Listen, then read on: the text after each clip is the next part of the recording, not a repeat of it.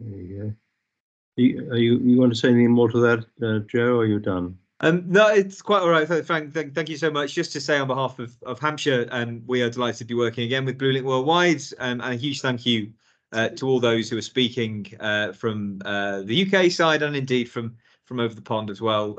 We really enjoy these sessions. International trade is a hugely important part of our chamber, and actually we know that relationship with the US is particularly important, and so we are delighted to be able to bring this to life and hopefully give opportunity for growth and aspiration for our members as well who are keen to learn more. So thank you all for coming. Thank you to our speakers, and thank you, Frank. Really looking forward to this session today. You're welcome. Next slide, please.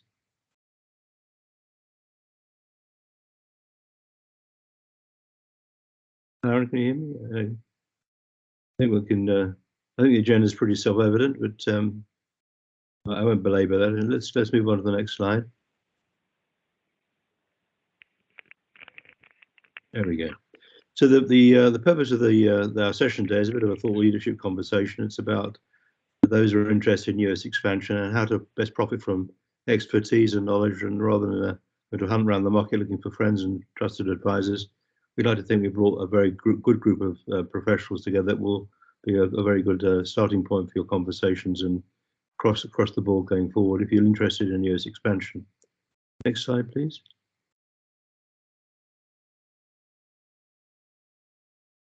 So we like to think we're the go-to partner. We're not. I'm not, if you like, proposing to be an expert on all matters. Quite the contrary, I'm proposing to be, if you like, able to facilitate introductions to all these experts who are around the table, and others indeed as well if you need to. Next slide, please.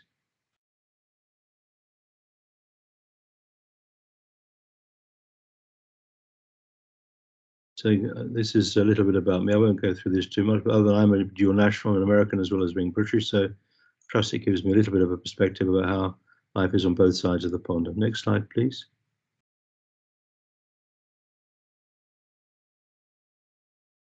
So this is the core mantra, which is there are a dozen or so steps. There are many more actually, but these are the steps you need to tick the box for if you're looking to go into the States. And we've got competencies and expertise around the table here to help you with leadership support, strategic support, entry plan development. We've got a great cast of characters here and professionals to help you. But these are the dozen or so tick boxes you need to bear in mind, and we'll go through these a little more detail later. But there's a dozen or so that I would really encourage you to pay attention to. Next slide, please.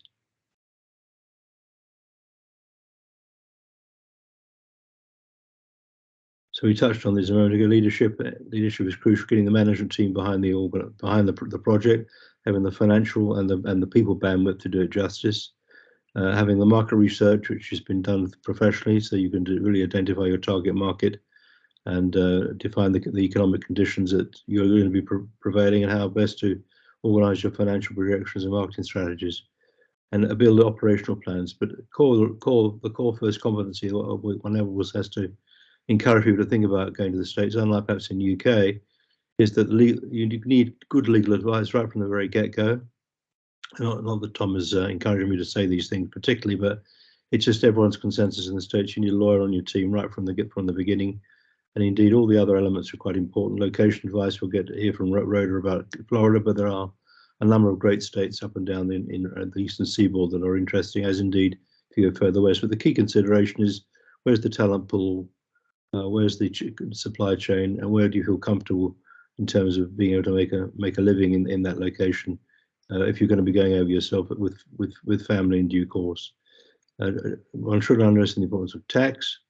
Tom can talk about immigration. Next slide, please.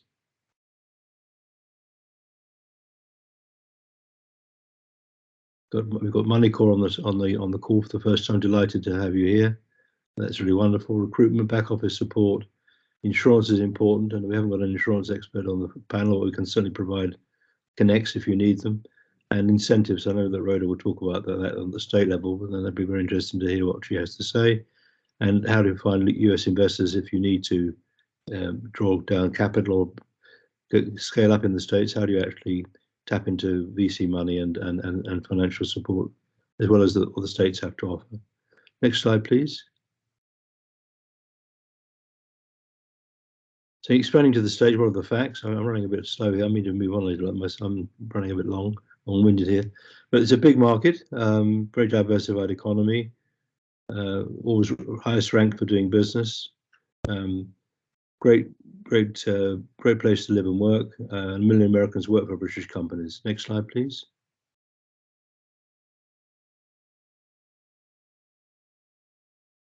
It's a large country, nearly 10 million square miles, nearly 400 million people. Just the sheer size of it. How you're going to approach it is another question, which we'll try and give you some guidance on. Next slide, please. Think regional. Each region is distinct and different and has different laws and regulations and cultural pivots, if you like. The South is quite different from California, and California is quite different again from Eastern Seaboard, Mid-Atlantic, and New England. But again, you need to understand the cultural differences and what works best for you in terms of your business operations. But don't try and bite off more than you can chew. Break up the states by segment and by geography. Next slide, please.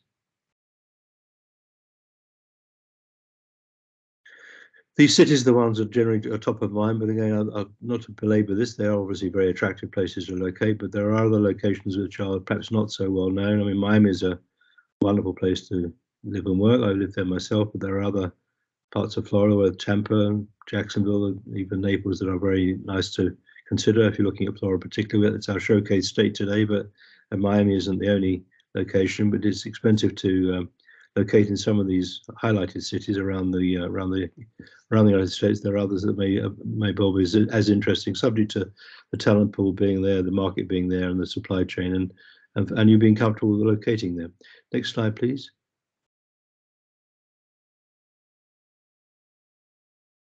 These are the economic hotspots. These are the verticals industries that are really very dynamic at the moment. These are the hit list, the hotspots. But if you're in any of these industries, you should be encouraged to go forward and look at the US as an expansion opportunity. Next slide, please. Not to underlook the importance of culture. It is a melting pot. The North and the South are quite different from each other. How you dress is quite, again, different in the States. It's very much open for doing business, and networking is crucial. What we're doing today is, although it's a virtual experience, is very much part of how you do business in the United States. Networking is crucial, and understanding that it's not one culture; it's a melting pot of cultures and languages, for that matter. Spanish is obviously a very important second language. Next slide, please.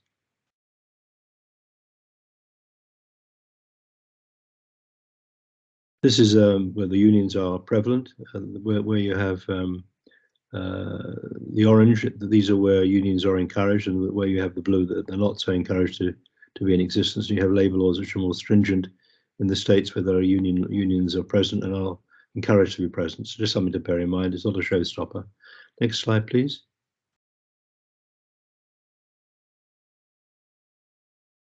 So this is again the cogs of the wheel, the roadmap to the United States. But we try and offer, if we need support in terms of project managing an entry into the state, there's lots of experts around the table that can give you great help. If you need it pulling together in any shape or form, this is what we can do. Next slide, please. And there's my details. The slide deck will be available to everybody. If you have any questions, we've got the Q&A at the end. So I hope that was interesting. I'd like to now introduce my colleague, Rob Lutus, if I may, if you're ready, Rob. Talk about US exports, exporting to the States. And Rob is a very senior manager in the Department of Trade, and his title is partner manager for the South of England. And I've known Rob for some time, a great expert on the field of international trade. Rob, over to you, sir. Thank you, Frank, and welcome aboard, everybody. And thank you for joining the session. Can you hear me okay? Have you got a bit of an echo on this? No? All good. So I will just run through a few slides here. Sorry, Rob, I think we do have a bit of an echo. Let me...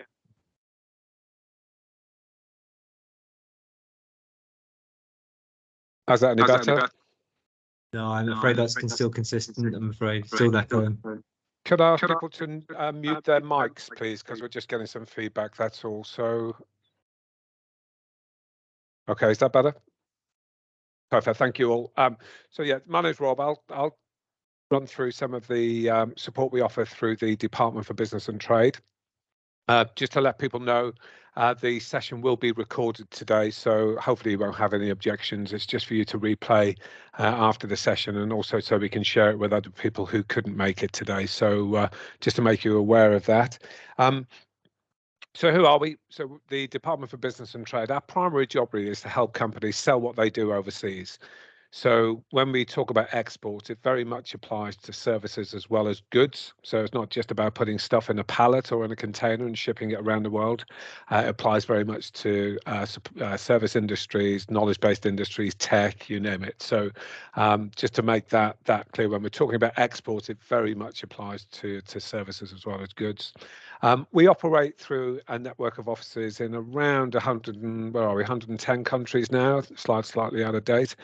And in each one of those larger markets, we'll have multiple offices. So in the USA, for example, we've got several teams working in all of those key states that Frank mentioned. And it's our job to support UK businesses to develop their sales in those overseas territories. That's primarily what we're about. The businesses that we work with do tend to reap some benefits. So those that we work with demonstrate around about 8% greater growth than those who don't in the first year, and a little bit more in the second year as well. Because what we do is we try to build in additional new revenues and sales into those companies that are hopefully sustainable and sustain that growth through the early stages, but also the later stages of those businesses as well. So just to recap on what some of the benefits are, I won't go through these in depth, but the companies that do export, around about 11% more likely to stay in business than those who don't. So it really dramatically improves the survival rate, and it also makes them a lot more productive. So around about 30% more productive in the first year. And the reason for that, we found, is that it builds resilience into your revenues. Okay, so we know in whatever market you operate, even if you're just operating domestically, you can get customers come and go, you get certain crises in certain markets, and just through that diversification, it helps to build resilience into those revenues that can see you through some of the tough times, but hopefully exploit some of the good times when they come along as well. And it also extends the commercial life of some of your products and services as well. So we all know whatever we do in order to bring a product or service to market takes a lot of investment in cash and time. And what we found is companies who sell those products and services overseas, it extends the shelf life. So you get a better return on investment ultimately. So that's why you get those better survival rates and better productivity. So what are the typical barriers we see? So this is for customers either exporting for the very first time, or if you're looking to branch into new additional markets. So it's the same sort of things. It's finding the customers. How do I communicate? What bits of paperwork do I need? This is a very simplistic view, and to be honest, if you were going to experience all of these, we'd probably say think again. But the big one, which I always stress, is this thing at the bottom, is about your true cost of sale. And we do a lot of work with the clients we work with to absolutely nail that true cost of sale, because it's the one thing that we see people getting wrong most frequently. So what can look like a very profitable opportunity can often become more problematic and less profitable once you bring in all of those various factors. So if we're looking to address some of these typical barriers, what do we do? Well, we've got a suite of services that we can apply in any particular context. And the chambers and the guys on the call will always come in and support these as well, depending on what level of input and expertise you need or intensity of support. And we're really happy to broker those introductions to guys who know what they're doing. Okay, so we will stop at a certain point and we will hand over to people like Tom when it comes to the legals, because it just makes sense to do so. So there is a threshold, but what we can do is give you that first sort of upfront advice and broker those introductions to the right sort of support where you might need it. So some of those areas of support will be really to supplement what Frank said, to really do your homework about building an export plan, looking at doing your market research. I know through first-hand experience, we've got a family business that we opened up in 2019 in the USA. The manufacturing was in Chicago, but we actually established it in Delaware for a number of reasons, which colleagues might allude to in a second. And we learned some very, very difficult lessons. Okay. And I sort of know my way around this, but even with all of that knowledge, we experienced some real complicated issues that we did not anticipate. So the more homework you do, the more support you get upstream before you actually launch, the more you can future-proof your operations in that territory. And I'm happy to allude on what some of those issues were later, but I'm sure some colleagues will pick these up. But the reason for this export support services, these are online tools and resources where you can tap into really just to get the basics right before you start putting a foot in the marketplace. Country guys, these are great tools, whether it's the USA or anywhere else. It gives you the real headline figures about what's hot, what's not, some of the key factors to consider. Other colleagues like Frank has already indicated some of those key stats. But if you go a little bit deeper into this, you can also find things like potential opportunities for sales. You can also find things like trade barriers. And if you encounter any trade barriers, you can also record these so we can do something about it as well. So these country guides, if you look at that URL, they're a really good starting base to work off when it comes to just doing your intelligence gathering again before you set foot in market. Export Academy is an online service where we provide workshops and masterclasses on particular factors. So it could be financing the international trade sale, could be about documentation, could be about cultural awareness, any number of different things. So I'll leave a link at the end, but there's quite a healthy forward plan, but there's also a really good back catalogue of events that we've run before, which you're very welcome to tap into.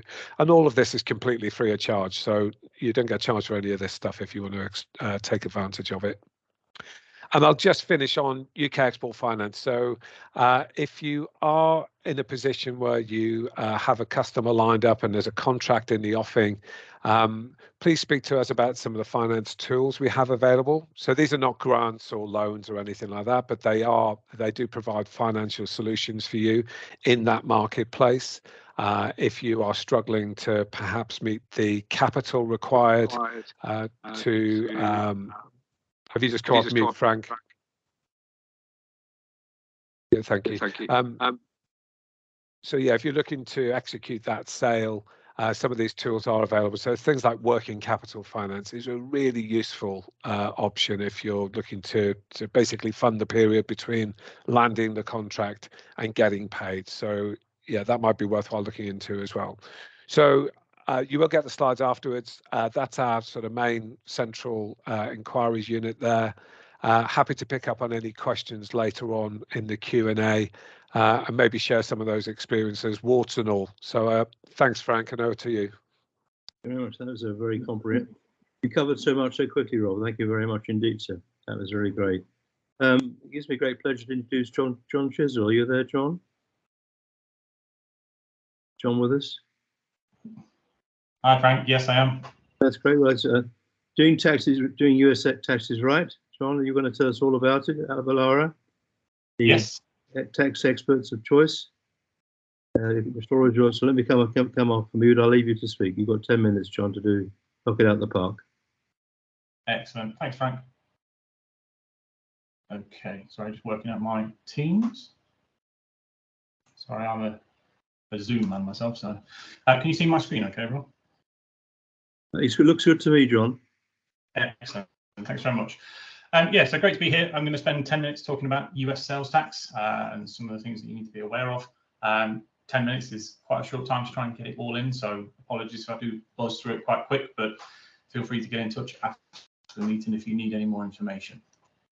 So we're going to cover quickly what is sales tax, and we're also going to look at two types of nexus. There is a physical nexus and an economic nexus, and then finishing off with 5 steps for selling into the US. So the first part, what is sales tax? Not everyone is aware of what it is. It's very different if you're selling in the UK or across Europe. It's an indirect tax on the sale of goods and services to the end buyer. So unlike VAT or GST, it's only levied on the final transaction. and it applies to both B2C, B2B, and B2G. So very, very different to, again, if you're doing European sales and you're doing that reverse charge mechanism, it's completely different to that VAT sort of set. The final piece there, the seller is held responsible for the calculation, the collection, and the remittance of the tax to the appropriate authorities, which is something that Avalara can assist with. It's a very, very complex piece, and it does normally require assistance to get that right. This slide shows all of the different taxing jurisdictions across the US. So again, European VAT is normally set at country level. So you have a set rate for the entire country. There will be reduced rates and zero rates. Across the US, it's, I think, 13,000 different taxing jurisdictions. If I just scroll through this, it will do an animation. And you can see we zoom in on somewhere in Colorado. And again, the different color denotes a different tax. And you can see here two neighboring properties, 7450 Leyden Street and 7452 Leyden Street, two completely different rates of tax. And it literally is that granular across the entire country. Differing properties can have different tax rates. So it's not just a case of setting it up for the US. You need to do it on a case-by-case basis, and it needs to be calculated on a transactional basis.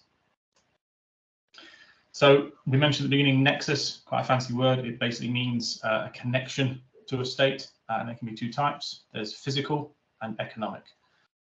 Physical nexus, as the name implies, means if you have a physical presence in that state. So that can be something as in actually having an office or staff within the state. It can also be things which catch people out quite often, hosting servers. So if your web services are hosted on a server within that state, that can trigger nexus.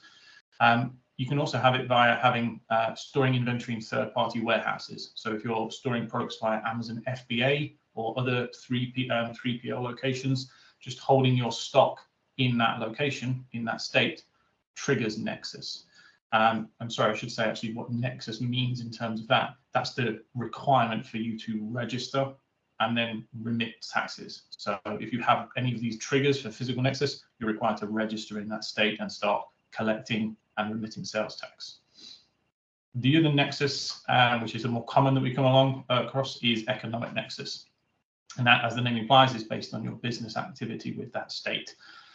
So as of 2018, there was a ruling for the state of South Dakota against the company which you may be aware of, Wayfair, where basically the court ruled to say that external businesses or international businesses not located in the state could be bound by the laws of sales tax. And basically they imposed obligations on out-of-state transactions.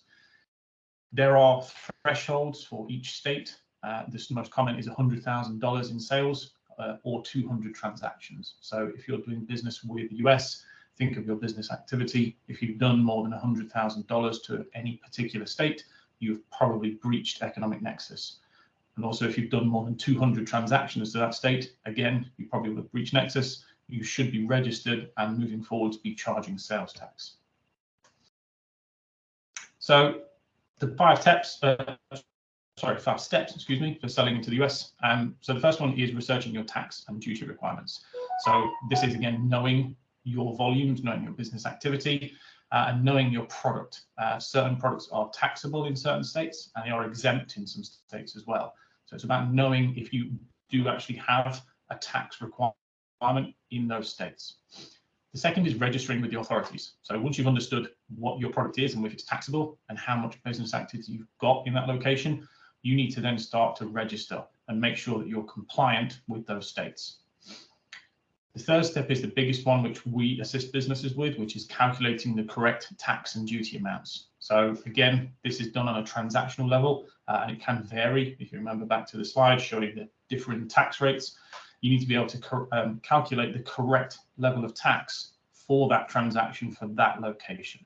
Using someone such as Avalara, we can actually assist with that, but it's a really, really key part, and so you need to be very careful how you do that. The fourth is tracking and managing your exempt sales. So again, if you have a multitude of products, you've got some which are exempt and some which are taxable, you need to be able to manage those exemptions and make sure that you're calculating on the transactions correctly and storing exemption certificates for the ones which are exempt. And the final piece is filing and remitting the taxes to the authorities. So again, something a big part which Avalara assists with. the first few steps you're doing with regards to registering, you're calculating the tax, you're collecting that tax. The key thing then is how you actually pay that back to the states. Each individual state has a different filing frequency. They have different forms to fill out. It can get quite difficult to manage everything in-house. Avalara provide a solution, if you should need it, whereby we can file and remit your taxes on an automated basis, so you don't have to worry about that and remove that headache. And that's me, very, very whirlwind tour of US sales tax. I hope I've done that within time. I'm not sure if we've got time for questions, but if anyone does need any follow-up from that, I'm happy to help, and I'll be here for a while. Thank you, John, for stepping up to the plate with Connor being unavailable today. Thank you very much. We've worked together before. I do appreciate it. No problem. The other thing I just wanted to touch on is, of course, you would have a symbiotic relationship with accounting practices. So, someone like Dave, CLP, you would have quite a normal relationship with an accounting firm. You have distinct roles to play. Yeah, so I didn't quite catch that, Frank. It broke up quite a lot. Apologies. Excuse me. That working with an accounting practice is quite complementary to working with you. I mean, you work all the time with accounting practices. Yeah, it's something we do. Obviously, we can work directly with the end consumer, but we also work with the accountancy firms as well. We have solutions to assist in either way. So a lot of accountants companies use us, and they go through us for their clients, and they use our services as well. So not a problem for us. Thank you. I just wanted to underline that. Thank you very much, John. Rhoda, nice to see you. We're going to talk about the great state of Florida. Yeah, thank you, Frank. Thank you, everyone, for welcoming me. Let me just share my slides with you all.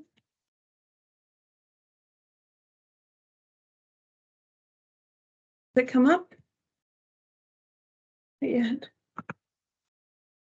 Okay.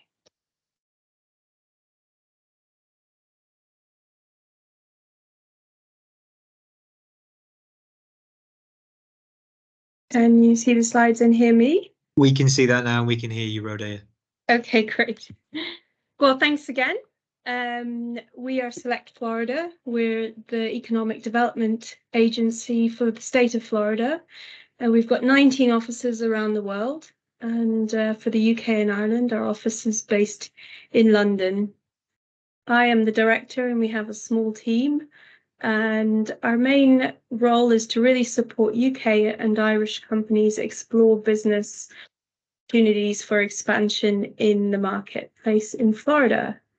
So today I'm just going to give you a little bit of context of what Florida is, because I know all of you know where it is, and I'm sure all of you have your own ideas of what Florida brings to you.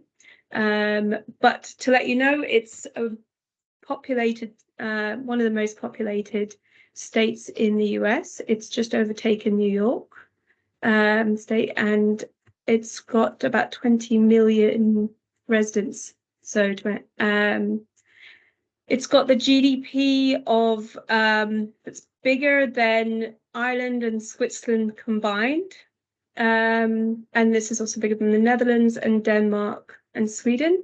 So it gives you some context as to your market size if you were considering, developing an export market and then setting up a physical presence in the state, that you can really get a sense that there's really a lot of growth potential, a lot of market potential for businesses. The state is split into 67 counties and 8 districts. Select Florida has got specialists in each of these districts, and they also double up as sector specialists. So whether you're looking, depending on what sector your company is in, you can get someone with a granular knowledge on that sector, but then also for the region of Florida. And it's really important to mention that while it is one state, there's really different areas of Florida that offer different industry benefits, and it's worth exploring that later on. It's a very diverse industry sector and state.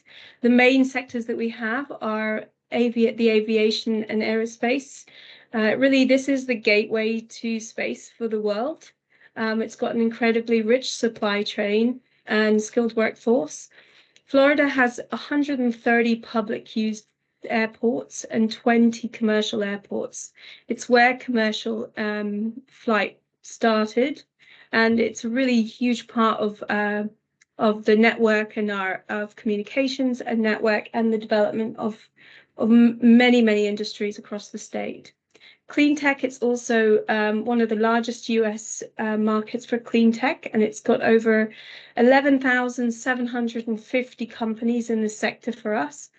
It's got a wide range of diverse sectors, and it very much leans onto the entrepreneurial spirit of the state. Defense and Homeland Security. I'm going to throw a few numbers at you just to give you a scope of what that looks like in Florida. So there's 3 unified combat commands. There's 20 major military installments, 17,900 companies, and 149,000 employees. So if you happen to be in the defense and homeland security space, you can understand that you're going to have huge access to supply chain, to a talented workforce, and to contracts. The majority of US defense contracts have a significant presence and HQ in Florida, but also there's a lot of foreign country contractors that will have their presence there as well. Other sectors that are worth mentioning is our financial and professional hubs, mainly in fintech, insurance, and consulting. In information technology, Florida has the 3rd largest tech industry in the US. It has over 33,000 companies, and this is predominantly in software, phonics modeling, and it's the leading region for simulation and training. Life science is also huge, mainly biotech. It's the 2nd largest manufacturing for pharmaceuticals in the US. It's the 2nd largest for medical device manufacturing, and it has 46,000 healthcare establishments. Logistics and distribution.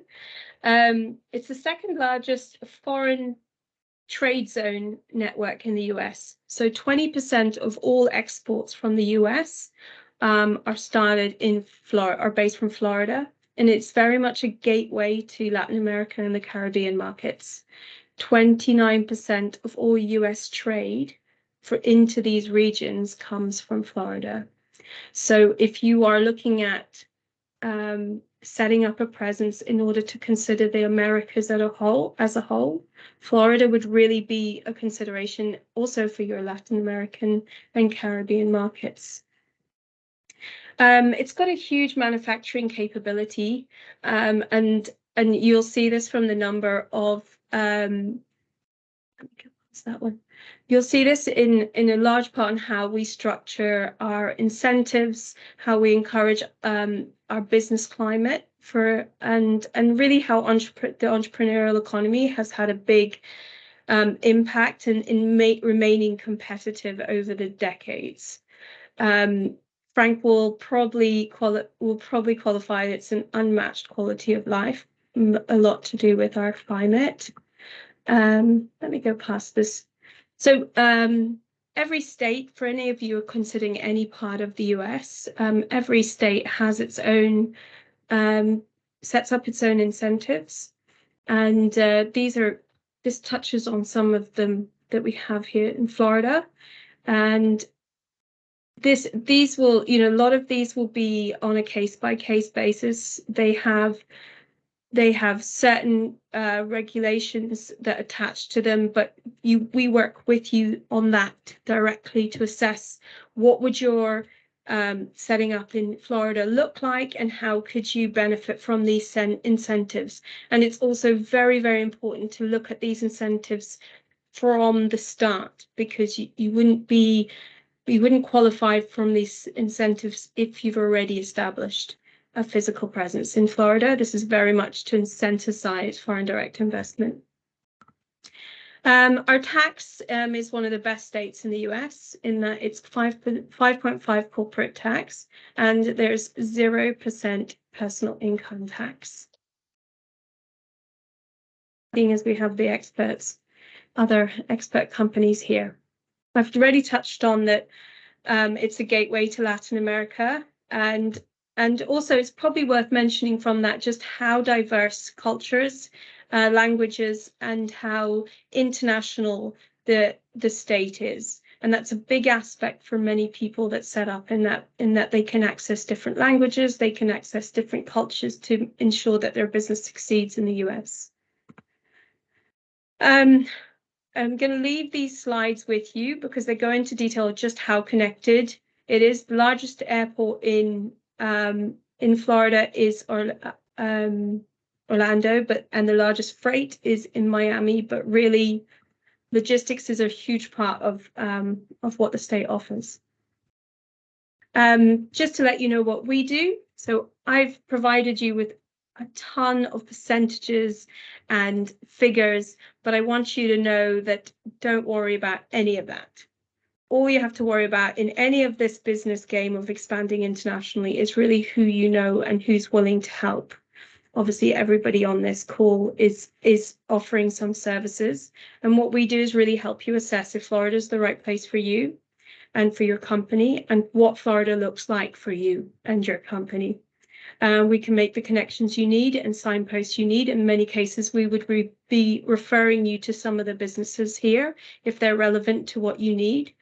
And also, we're your local contact in the UK. So don't worry about understanding everything that we've talked about today. I guess the main thing is to understand that Florida is a huge market, has huge potential for any company. And that you have a personal contact to help you on that journey. There's my contact details, and also you can always connect with Frank. He knows where I am, and that's me. Well, Rhoda, that was really very, very good. You'd never imagined that was your first time of presenting. Florida, yes. Seasoned professional. I can also say that I lived in Florida for 30 years, and it was a life-changing step to move over there with the family and the 3 boys. And I endorse all that you say about the state. It's a lovely place to live and work. I know there are lots of nice places in the States, but I'm particularly fond of Florida. So on a personal level, forgive me for adding that into the mix of the conversation. It gives me a great pleasure to introduce Tom of Torelli Associates. Tom is a senior partner of Torelli Associates and is very, I would say, iconic figure in the Circle ecosystem of foreign direct investment, transatlantic flows into the States from the UK and around Europe. So, Tom, it's a pleasure to see you again. Thank you for joining us. I know it's a fairly early start, relatively early start for you, not as bad as others we've done on you. The floor is yours, Tom. Not as bad as tomorrow when I have to get up at 3:30, Frank. I wasn't to touch it. That's too embarrassing. Yeah, thank you. Thank you very much. You can definitely keep talking as long as you're saying sweet things about Torelli & Associates. Torelli & Associates is a small Chicago-based law firm working exclusively with small to medium-sized European companies doing business in the United States, trying to help them take advanced preventive action to minimize their exposure to legal risk when they do business here. That's my 15-second elevator pitch, and I'm done. However, I will embellish that a little bit. First of all, Rob mentioned a little earlier that getting some advance advice is of great value when entering the U.S. market. Understand that Americans use lawyers in advance in a preventive capacity. And when they do business with foreigners, they're that much more sensitive to making sure that they get good legal advice when they do business with foreigners. So you can be sure that whoever you're talking to in the United States has a lawyer and may very well have been speaking with the lawyer about doing business with you. It's nothing to be afraid of. It's nothing to be suspicious about. It's just the way lawyers are used in the U.S. That's why there are almost 1 million lawyers in the U.S., and we're all hungry. So be careful with us. Now, we've had the good fortune of working with Rob and other international trade advisors with the DBT, known previously as UKTI and then DIT, et cetera, for over 20 years. And hopefully, so if you decide to use us at some point in the future, understand that my reputation has taken a long time to develop and it can be lost in a day. And I think we all understand that. So we would definitely pay attention to whatever it is that your legal needs might be in the US. Before I talk about the key issues, legal issues to consider when doing business in the United States, understand, and I think Rob mentioned this too, is that the US is not for everybody. A lot of people think that it is. Oh boy, it would be great to do business in the US. No, it's not up there. It's right here is where it is. No, it's not something to dream about, to hope about. It's not about finding somebody in the US that's going to lead you to the promised land. Please let that sink in. If you want to know who's going to be responsible for your long-term success in the United States, it's real easy. Go to the mirror. It's the person in the mirror that's going to be responsible for your long-term success. It's not your partner in California, New York, or even lovely Florida, where Rhoda is going to help you set up shop. It is you. It's your team. And if you don't have the time, especially the time, but also the money, but especially the time, my advice is to wait until you have the time. Well, but we have this window of opportunity and we've got this new software and technology. Well, we're working with those people all the time. More and more of our clients are software applications, research and development, medical industry, aerospace, security, cyber, blah, blah, blah, blah, blah. We do not discriminate in industries. We're not FDA people. But you'll hear in a minute what we do. And what we do is within the context of what we normally recommend a UK company take into consideration when they do business in the United States. So in any event, let's talk about that. So the commitment issue is absolutely crucial. Those of you that say, well, we've got 200,000 quid or £500,000 that we're going to that's been allocated for an investment in the United States. Great. Save your money. Don't do it. Well, what are you talking about? We've got all this money allocated for the US project. No. Why? Well, because when that money runs out, you may say, hey, it didn't work out. Well, so save your money. Don't do it. So the idea is not to go to the US to investigate or to play. Of course, you got to do real market research, not internet research.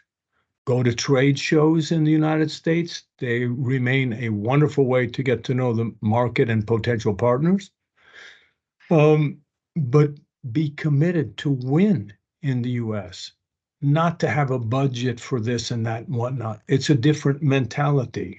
Hopefully I'm getting through because it's over 30 years I've had this law firm. We've worked with thousands of companies over the years, and that's one thing that really shows up. And ultimately, you're going to want to have probably boots on the ground in the US, whether it be someone from the UK, maybe, whether it be an American that you trust. Well, yeah, that's great. Find an American you can trust and let me talk to them too. No, there are plenty of trustworthy Americans, but again, you don't say, okay, well, now we got that person in the United States. Great, I can turn my attention to China and back to Germany and blah, blah, blah, blah, blah. No. As I say, when you sign up with a partner in the United States, that's when your travel to the US begins. Doesn't end, it begins. So what are the key legal issues to look at when you do business in the United States? Number one, intellectual property. Most of our clients being small to medium sized, they need to distinguish themselves quickly and easily from their competitors. And usually that's with intellectual property. Whether it be patents, trademarks, copyrights, confidential information, we've got an NDA, Tom, and it's governed under UK law. And if there are any disputes, then that'll be resolved in the UK. No. Okay, just forget about that, please. Why? Well, because where would your trade secrets be misappropriated? In the UK? No, in the US. Right. So you're going to take the American to court in the UK and get a judgment against them in the UK. Great. Is that going to stop them? Maybe. Probably not. So when you do business in the US, your sales terms and conditions should be adapted to US circumstances. There are lots of things that can be done. Oh, before I forget, I've got 5 minutes left, if that, to tell you all about the legal aspects of doing business in the United States, which of course I will never be able to do. So I'm making a proposal to you. I'll spend up to an hour with you for free. No, excuse me, for that's I missed my punchline. Jeez. For free, because it's hard for lawyers to say that. Happy to spend up to an hour on Zoom for free. I spend most of my mornings. After this event is over, I have 3 or 4 more calls before I finally have a chance to have lunch. And most of them are for free. Why? Well, because it's a great way to enter into a relationship. You get answers to your questions, whether they're the right answers or the wrong answers, I don't know, but I've been doing this for a long time, and I really believe in what the advice that we provide. So intellectual property rights. Maybe you don't have any intellectual property rights, but you have a trademark. Oh, it's registered all over the world. Most of the time, it's not registered anywhere, and it's not registered in the US, or it's pending, and you went through WIPO and blah, blah, blah, blah, blah, major hassle. We can talk about that. Contracts is where I spend more of my time, partly because business has changed so much in the million years that I've had my law firm. When I first started, nobody was for sale. Everybody passed their businesses on generation to generation. It was rare that a business was for sale. I bet 3/4 of you participating today are for sale, and entering the US market is one way to add a lot of value to your business. Well, sure.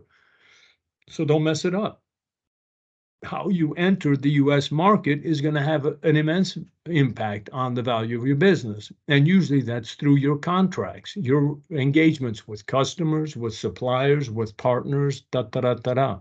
Well, get American legal advice when you enter into these types of relationships so you can have control, namely get lots of information. And number 2, have flexibility, be able to get out of a lousy relationship.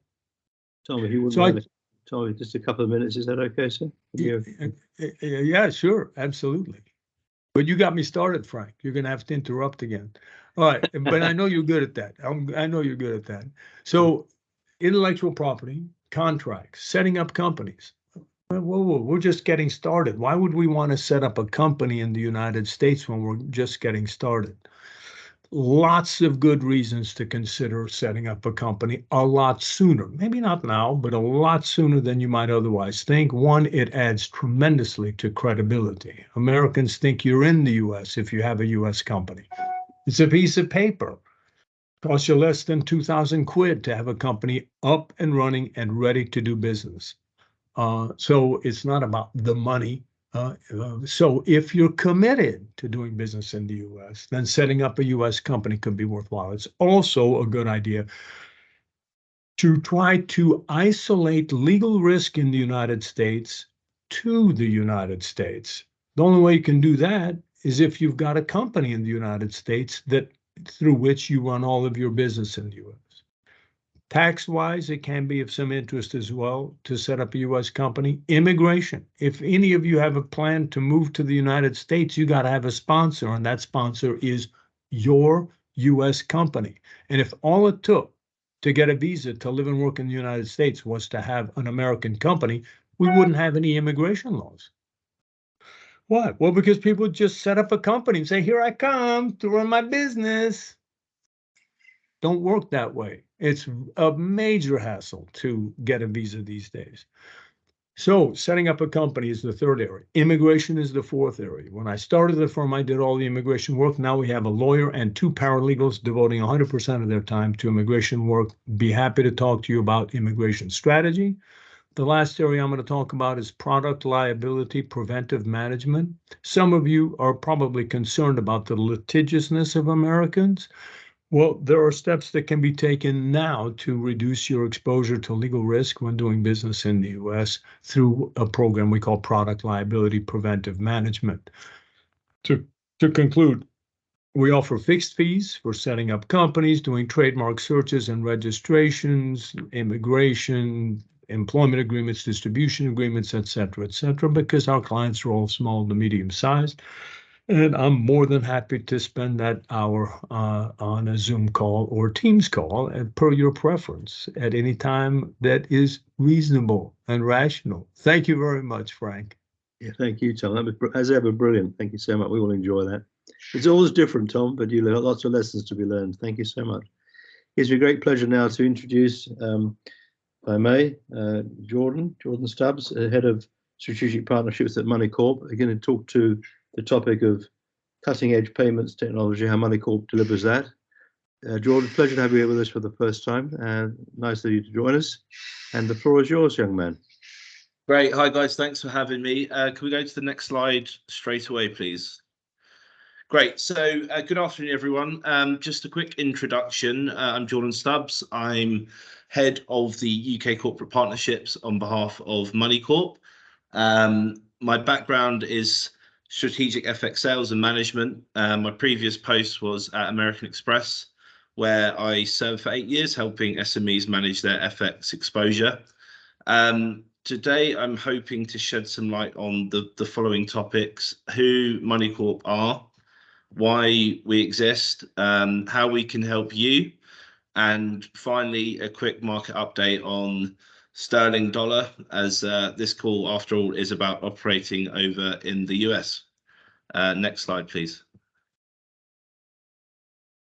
Great. So Moneycorp is a trusted and respected brand, having been around since 1979, helping businesses and individuals manage their foreign payments in the most cost and efficient manner.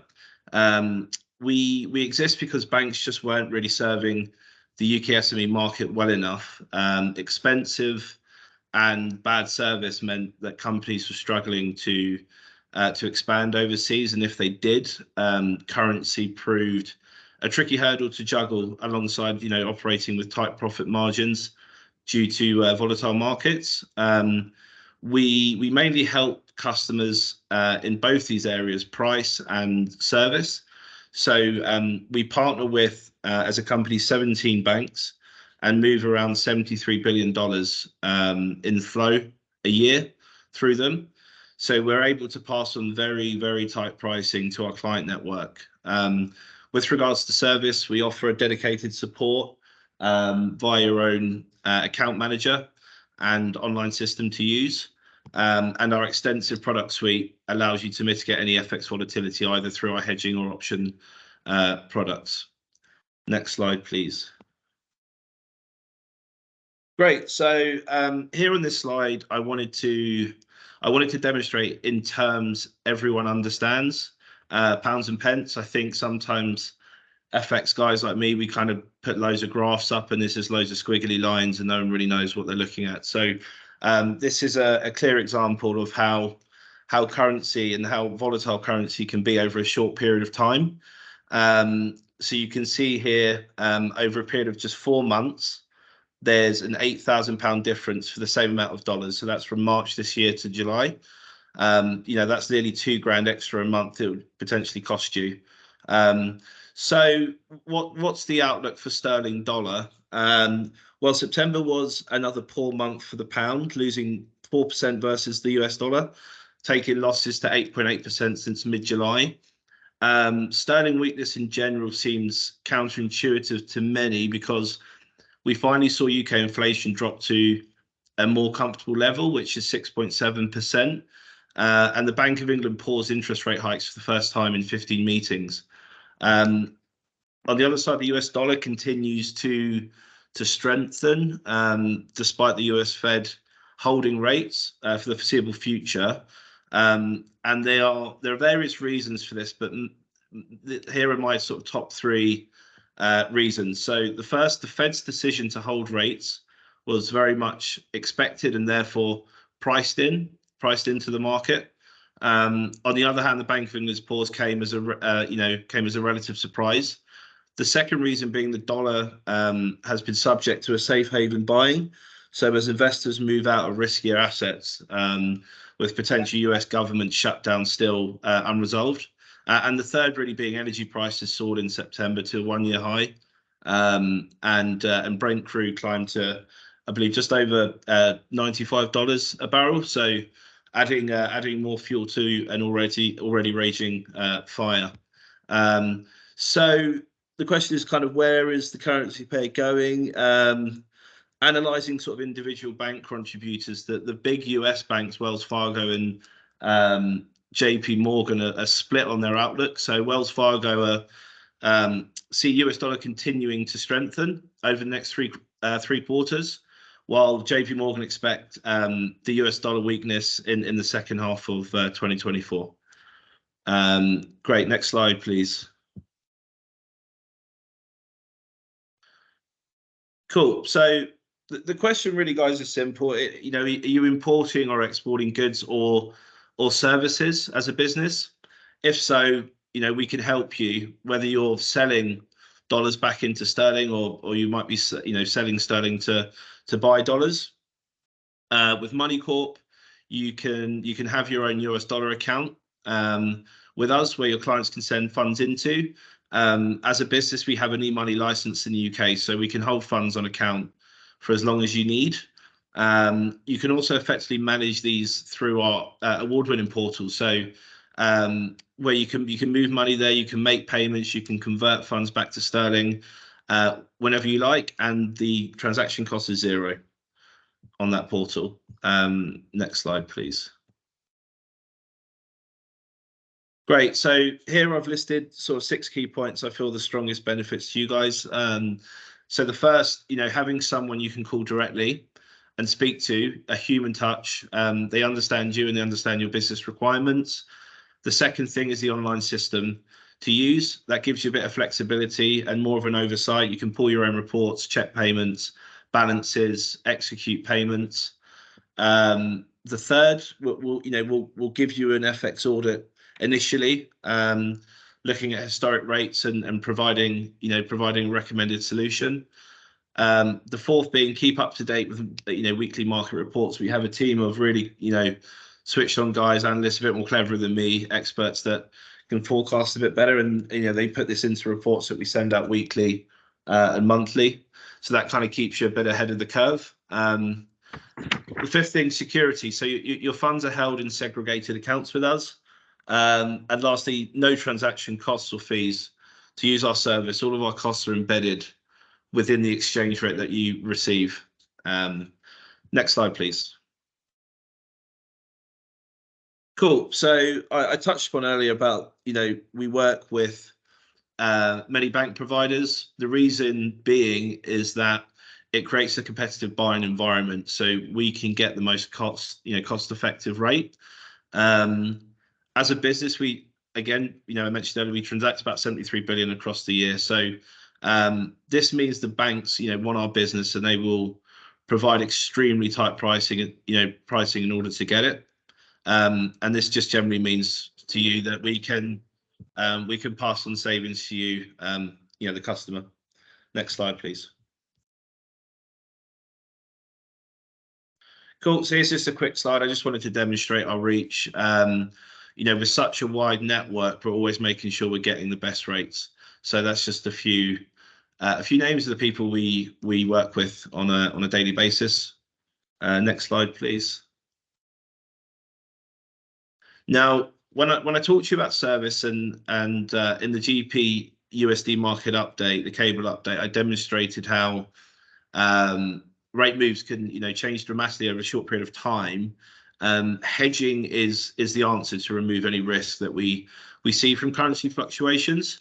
So what's hedging? A forward or a hedge allows clients to lock in an exchange rate over a fixed period. So I'll give you an example. So let's say you need to spend $50,000 between now and the end of December, you can lock in the sterling dollar rate today and draw down from the 50,000 in as many payments as you wish at the fixed rate until you fulfill the contract amount. This protects you from getting any nasty shocks next time you need to go to the market and transact, as you know what rate you'll be getting regardless where the market is.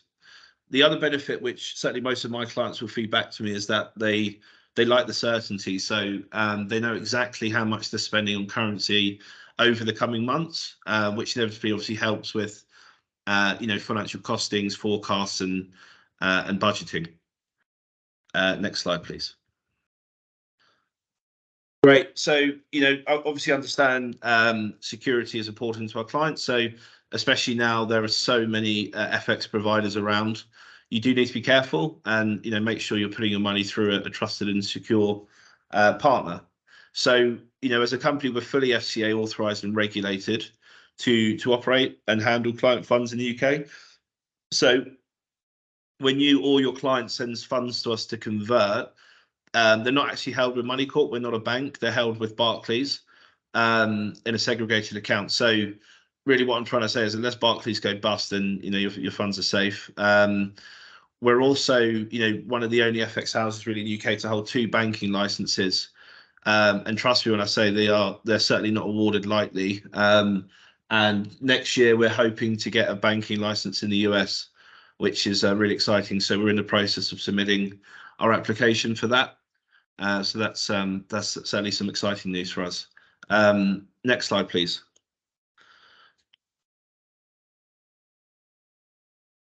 Thank you. Cool. So just to quickly summarize, Moneycorp, the chambers have been working with Moneycorp for over 10 years. We are one of their trusted partners. We're a well-known business. We've been around for over 40 years. And the chamber and, you guys can certainly benefit from, the fee-free payments. Banks do generally charge for payments from sort of £55 to £50. You obviously get access to great rates, as you can see from the liquidity providers, and you've got obviously the service and security there. Cool. Next slide, please. And here are my contact details. Thanks all for listening. And look, if you do have, as a business, if you are dealing with other currencies other than sterling, please do reach out to me and let me see if I can improve your current rate and service. It's really not a long process to do a quick audit. So please do reach out. Thank you. Thank you very much. Well, thanks for getting on board with the panel today. I know you've had a very hectic day today, so thank you very much. It was very educational. Thank you very much, George. My pleasure. Lovely to see you. It gives me pleasure, likewise, to introduce David Springsteen of CLA, Managing Principal for Global Services. David runs an accounting practice out of Tampa, and we'll talk about the key considerations for a seamless experience working with this firm when it comes to accounting and business services in general. So, David, the floor is yours, sir. I appreciate the wonderful introduction, Frank, and welcome to everybody on the call. Today, I hope to kind of bring together all of our conversations that we've had on this call in terms of bringing to life some tangible key considerations as you expand to the U.S. As Frank mentioned, CLA, we're a top 8 accounting firm, one of the only firms in the U.S. that are specialized in startup and middle market clients. I lead our global services practice, so all things related to businesses and individuals crossing borders. And one of our specific focus areas is that inbound expansion from across the globe to the U.S., in particular, the UK and Ireland. So some of the things that I think are important are conversations that myself and our team has had with clients over the years that continually come to the top in terms of making an expansion successful. So the first one that we're very passionate about is assemble your team, right? And Frank has done that here on this call today in terms of here's some of the key players, key issues that you need to think about when expanding into the US. And so, we've heard Rob and Tom talk about making sure you've got that leadership expertise that can really focus on that US expansion. So you really do have to be all in. You can't be half in, half out. So making sure you've got that right human capital bandwidth to continue to focus on I'll call it your domestic business, but then also make sure you see your US expansion through to the end. One of the unique things that I think folks might want to consider in their U.S. expansion is a U.S. advisory board. So this is not a legal board of directors that you will need if you set up a corporation in the US, this is a separate, I'll call it market-facing advisory board, where you're going to select folks within your industry, your market, that will hopefully connect you to the right players to help make your business successful. So folks that have been in your industry for a while, know some of your key customers, can really make those introductions. And so really considering setting up a US advisory board. From there, right, the legal side of things, we heard from Tom, agree 100%. You know, do not go into the US lightly without any nimble legal advice. And then, of course, a plug for the business advisors and the tax folks out there is that, you know, we've heard from Avalar in terms of the complexity of the sales tax network in the US. So making sure you really understand the tax implications to each step you're taking, because at the end of the day, especially around sales tax, if you don't collect and remit that from your customers, that becomes an economic burden for the company. It's very hard to go back and collect sales tax after the fact. And so if the states do come in and say you should have collected, you should have remitted, and you didn't, that becomes a detriment to the company in terms of a cash outlay. And I also would say towards an exit event or due diligence around another funding round, sales tax is the #1 issue we see come up under due diligence. Trying to bring together your expansion timeline. And so this is another kind of area where I'm very passionate about it, because I work with a lot of companies where they are running very, very hard to get their US expansion set up, and they are looking to be operational tomorrow, right? And so that often slows down.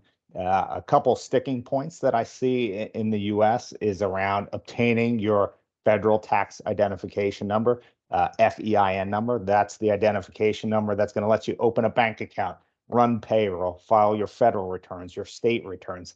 That, if you don't have someone in your organization with a social security number, 4 to 6 weeks to obtain that. From there, getting banking set up, right? Our know your customer procedures are not quite as onerous as the UK, but they're also not quick. So another couple weeks in terms of getting that US bank account set up. From there, your state registrations, right? Where are you going to operate? Where do you need to register? Working with a payroll company, all of that takes time. And so this is, you know, not set in stone, but I think it's a 6-month process generally. So you're not rushed from day one when you say, we've done our research, we're ready to go. Today, we'll call it 181, when you're ready to hire that first person, make that first sale. So just keeping that in mind in terms of laying out that timeline so that things don't get compressed and rushed in terms of, we've got this US customer waiting, and now we've got to set up the entity, get the tax ID, open the bank accounts. So making sure we're planning ahead. Slide here on some key steps for our initial setup. I'll highlight maybe a couple things on here. The entity formation side of things, using a law firm and an attorney like Tom. From there, you know, one of the big questions is, okay, we've incorporated in XYZ state. We'll use Delaware, for example, the smallest state heard around the world. Most folks think that then we've got, you know, tax obligations, tax issues in Delaware. Not the case, right? From a state income tax perspective, it's really where you're going to be doing business. So think having an office, having inventory, having payroll, right? That will generally, you know, trigger that physical nexus that we spoke about earlier in terms of having a income tax filing there. There's also a economic nexus concept on the state income tax side as well that we need to be aware of when we start making sales. But after that entity is formed, you're going to have a taxable presence based on where your operations are. Talked a little bit about that tax ID. I'll highlight that again. To me, that is the golden ticket to unlocking everything related to your US expansion. You know, customers are going to ask for that on a W-9 form to prove your US status. The bank's going to want to see that. The payroll company's going to want to see that. so on and so forth. So really focusing on obtaining that tax ID is critical to moving things forward. We mentioned the banking side of things, right? Making sure you're getting recommendations on the right banks to work with in the US. From my perspective, some of the bigger banks are a little bit more onerous to navigate in terms of new inbound companies. So going down to that second tier, a regional bank or a local bank seem to be a little bit more friendly towards new inbound startups. The accounting side of things, right? In the US, there's no company's house filing, so we don't need to file your US financials anyplace. We just need those US financials to file a tax return, federal and state tax return each year. So a little bit lighter touch there. But you can either keep those in-house on kind of a subsidiary ledger or outsource that accounting side of things. That's where CLA, that's one of our offerings, is to perform that outsourced accounting. The payroll side of things is critical. There's a couple different companies out there, Gusto, Paychex, ADP. They offer not only kind of the payroll side of things, but you can purchase retirement benefits, healthcare benefits, which are very common to provide to your employees in the US at kind of an economies of scale. So really looking at that very carefully, which company you want to go with and what the fees are going to be for those various things. Tom said once again, your sales, your legal contracts, right? Making sure that's all in place, that's been Americanized, right? That's critical to get right up front. Our parent company relationship. So this is critical in terms of transfer pricing. So transfer pricing has to do with the buying and selling or the relationship between the US company and a foreign parent or perhaps another foreign entity in a group structure. What are those related party transactions going back and forth? Is the foreign parent going to sell the widget to the US company, and the US company will then on-sell that widget to the US customer? Well, the first sale between the parent company and the US subsidiary, that needs to be looked at from a transfer pricing perspective. What is the right price to sell that at?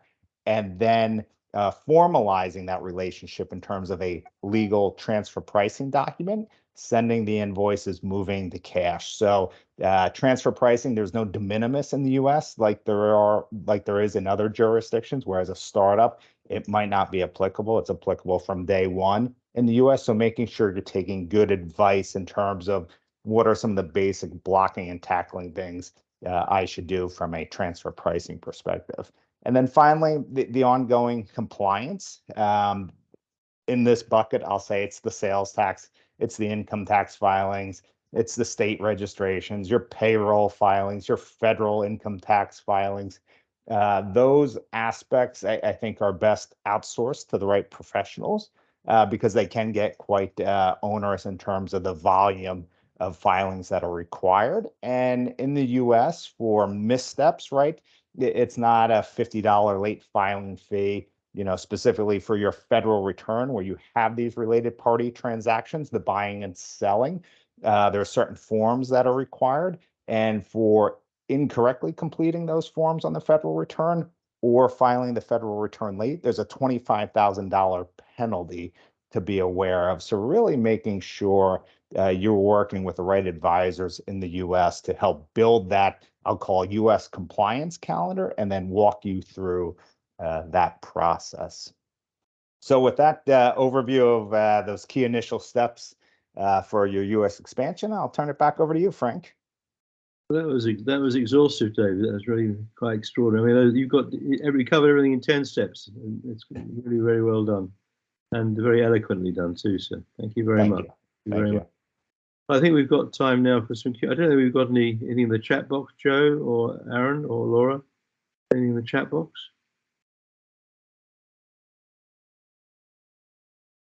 I'll try to get the ball rolling. Perhaps is Tom still with us? I'm not sure. Sorry, Frank, we do have one question, in the chat box. Apologies, I was struggling with the mute button. We have one from Heshan, who says, we are a dental brand in the UK, and it has been a challenge to obtain product liability insurance. Could any of our panelists please advise? I'm not sure if Tom is still here. Tom, you still there? I'm still awake, Frank. Sure. Well, first of all, the whole area of product liability is a very complicated one in the U.S. Our view, my view personally, is to put the squeeze on your UK insurance carrier. Why? Because you have all kinds of insurance through your UK insurance carrier. You've got office, business, interruption, etc., travel insurance. And if they say we don't want to insure you for going to the US, you can say, well, maybe somebody else down the street will, and then we'll move all of our insurance business to them. So you've got a certain level of power over your insurance carrier. In the UK, many UK insurance carriers have partners in the United States that they can send you to. I'd also be happy to introduce you to 3 or 4 different insurance brokers that we work with here in the U.S. that have assisted, hundreds of our clients over the years in getting quotes. But insurance in the United States for product liability is plenty expensive.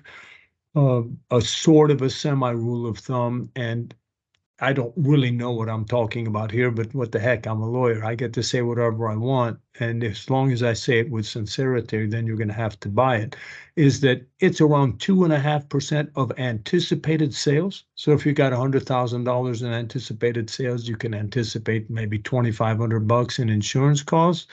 But it all depends. Of course, there's a sort of an entry level of premium that you're going to have to come up with before an insurance company is going to get interested in you. And of course, much depends on the riskiness of your product. Your problem with an American insurance company is they don't know you. Your UK insurance company knows you. They know you make quality stuff, So an American insurance company is going to go, geez, we need to do due diligence, and is it really worth it, et cetera. So they want to get a decent profit margin out of providing insurance for you. Thanks, Tom. That's great. David, do you want to add anything to that? Because I suspect it overlaps in your area, your scope too, to some fair measure. No, I think it was well said by Tom. We don't provide insurance advice, right? We source it through our brokers. So I think Tom covered the salient points there that we normally see. And I agree wholeheartedly. Starting with your current provider, right, is generally the easiest way versus kind of looking for standalone insurance in the U.S. Thanks, David. Whew. Rob, do you want to add anything to that while we've got the topic open, or I can ask you another question anyway? But do you want to add anything to that, Rob? No, other than we know that the risks in the USA for litigation are high. I can only say when we entered the USA with the particular product that we had, and also at the time there was a really weird phase. It was like a fad that kids were going through, eating these products. And filming themselves eating these products. So it was a laundry product, and they were sort of filming themselves with foam coming out of the mouth. Why, I don't know, but it was an Instagram thing at the time, and there were a lot of deaths. So we really had to cover our backsides thoroughly in that, just in case there was any misfortune, just for peace of mind, because I like my house. I don't want to lose it. I like my freedom. I don't want to lose that either. So we just had to make sure we were fully covered. Rob, I was going to ask you a question anyway. We've got a bit of time on our side. How do you from setting up trying to setting up a business in Midwest? Could you comment on the question? How do I sell or pitch so say as a UK non-US company? Is there a different pitching style in the States? Anything culturally there you could comment on for people who are looking to interact with the US? Yes, I suppose two elements to that. I mean, I really like doing business in the USA because it's pretty straightforward. Unlike a lot of other territories around the world where there's a lot of courtship and there's a lot of complexity and layers of cultural understanding, particularly when we talk about the Middle East or Japan or other territories. I've always liked working in the States, and that's pretty direct. What you see is pretty much what you get. So from that cultural perspective, it's relatively straightforward, and we do talk a very similar business language. So that's a plus point. One of the things we did encounter, it's exactly what Tom was saying. We assume that we're kind of identical in lots of our beliefs and behaviors and so on. And we encountered some quite stark differences just in consumer behavior, not just between the eastern and western seaboards and the Midwest, for example, where there were real differences. But we had an eco product, and the appetite for environmental sustainable products was very, very different depending on which particular city, let alone state, you were talking about. And also there was a real nuance, okay, and there was a real nuance about how people use laundry, because we know, you go to Walmart and you buy a box of laundry powder about as big as your car, and this was a very different product model that we were entering the USA with, where it was a consumer direct to consumer brand that was going right through the letterbox. So it was a whole load of new or new elements and considerations, which, if I'm really honest, we just got wrong, and we had to relearn that very, very quickly or lose out. So it goes back to what everyone said: do your homework and then do it again. And if you've got time, do it again, because the more you do upstream to prepare your way, the less risk and the less exposure you have to unexpected outcomes. I don't know if that answers the question, Frank. Yeah, that's great. Just perhaps I can throw another one out to everybody to chip in. Really, was how, when you're actually is it how do you recruit and employ US talent? Is it different from the UK? Anybody want to have a go at that one? That's another generic question, one that comes up quite a lot. Tom? Well, I'd love to. Number one, of course, well, this fits in a little bit with one of the major cultural differences that Rob was alluding to, and that is enthusiasm. We Americans, we're enthusiastic, we're optimistic, we're positive. Does that mean we're interested? No. Understand that. We're all excited, and this is great. This is the best thing since sliced bread, as we say here in the US. That's just the way we are. Please understand that. We know so many people that have been disappointed with Americans because they were so excited and everything, and then they didn't do any follow-up. Usually, guess who else didn't do any follow-up? The person in the mirror didn't do any follow-up. But please understand that. And the way you distinguish between an American who is excited and enthusiastic and from an American that's really interested and committed is to be demanding. Most foreigners look at the US. Oh my God, it's gigantic. It's a long way away from home. It's multicultural. They're litigious. Better find somebody and, let them lead us to the promised land. Well, it ain't going to work that way. Well, let's get back to the recruitment business. Again, Americans are real enthusiastic and excitable. So you'll find plenty of people that are going to be interested in working for you. But get as many references as you can from them. There's so many questions with Americans that you cannot ask. You can't ask their age, you can't ask their sex, you can't ask their religion. You can barely ask them if they've ever worked for anybody before. It's become ridiculous, unfortunately. So be careful, get some coaching when you start interviewing Americans. Just make sure that you are fully understood with the fact that 99% of Americans are employed at will, namely at the will of the employer and at the will of the employee. I give speeches with others in the recruiting business, and they say, for a lot of our clients, they're very happy when all of their employees show up the next day for work, because if they're good, they're going to be solicited by somebody else. Salaries in the US are going to be 30, 40, 50% higher than they are in the UK. So don't be surprised by that. So everybody's at will, and be prepared to pony up. Health insurance is not a requirement, but if you want to get somebody that's worthwhile, you got to offer them health insurance. Employers of record are sometimes good. They're expensive, but they can provide the benefits and the payroll and all that kind of stuff, which is a good thing, while you remain fully liable to the person that is employed by the employer of record. That's a mistake so many people make as well. Look forward to speaking with you on those Zoom calls. Thanks, Frank. That's great. Rhoda, I didn't want to sort of not clue with a little bit more about Floro. You want to sort of, we're getting close to the end of the session, but anything you want to add, any afterthoughts that you'd like to add now while we have another 3 or 4 minutes, 5 minutes or so of time? I think maybe just to accentuate the fact that I've been in the game of international expansion for quite a few years, and I was a child of an expatriate before that and lived in 8 countries. I would really say that it is really about people.